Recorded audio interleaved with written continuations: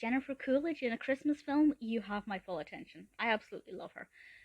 Single All the Way is actually a delight. I wasn't expecting much from this because I hadn't heard that many positive things about it, but I really enjoyed it. This was released this year, 2021, on Netflix, directed by Michael Mayer, written by Chad Hodge, and stars, alongside Jennifer Coolidge, Michael Urie as our protagonist Peter, and Philemon Chambers as Nick.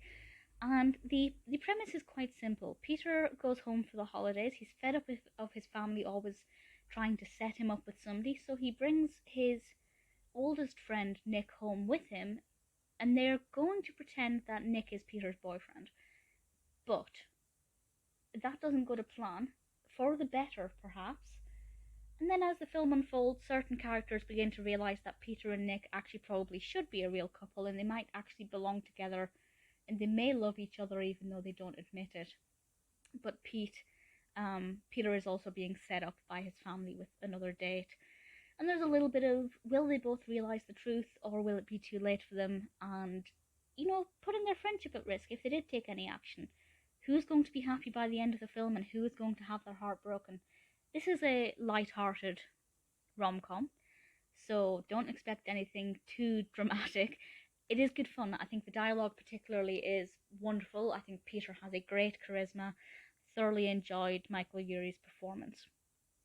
I think the narrative developed very well. It's got that's the main focus. The majority of the scenes are either Peter on a date, or certain characters, family members, talking to Peter or to Nick about the other character.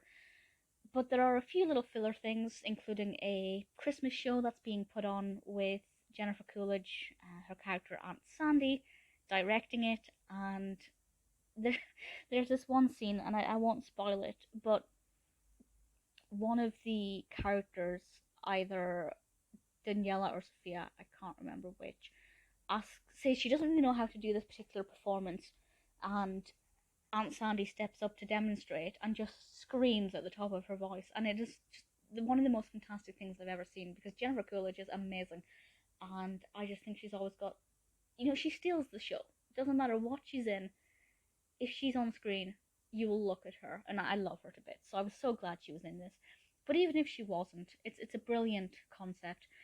The fact that they were going to pretend to be in a relationship, but then something stops that, I found really refreshing, because a lot of Christmas films use that trope of the fake boyfriend, fake fiance, and I really enjoy those films, but it does get monotonous.